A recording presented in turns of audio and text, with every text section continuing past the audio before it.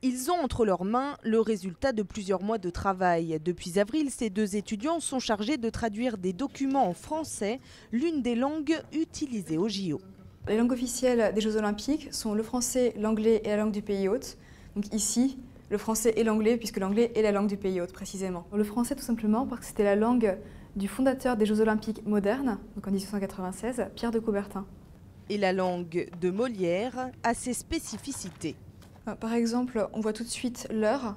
En anglais, on va avoir 2 points. En français, on a toujours H. Et puis, ne serait-ce qu'au niveau du titre, on voit que c'est déjà plus long en français. Canoë-kayak sprint en anglais, course en ligne en français. Ici, c'est pareil. En français, souvent, on a dû faire des ajustements puisque le texte va être un petit peu plus long, donc la place de la mascotte ne sera pas la même. Mais il ne s'agit pas seulement de traduction, il faut aussi adapter le contenu à la culture du pays. Donc, voici la page anglaise. Donc, on a les dépêches juste en dessous. Ça, c'est typiquement anglais. On a également le tableau des médailles. Et sur le site français, juste en dessous, on a le fil des actus. On n'a pas le calendrier des médailles, on a le calendrier.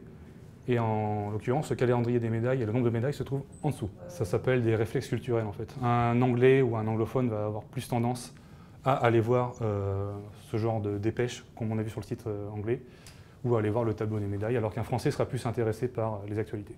Les francophones ne sont évidemment pas majoritaires. Seuls 6 internautes sur 100 choisissent la version française du site internet.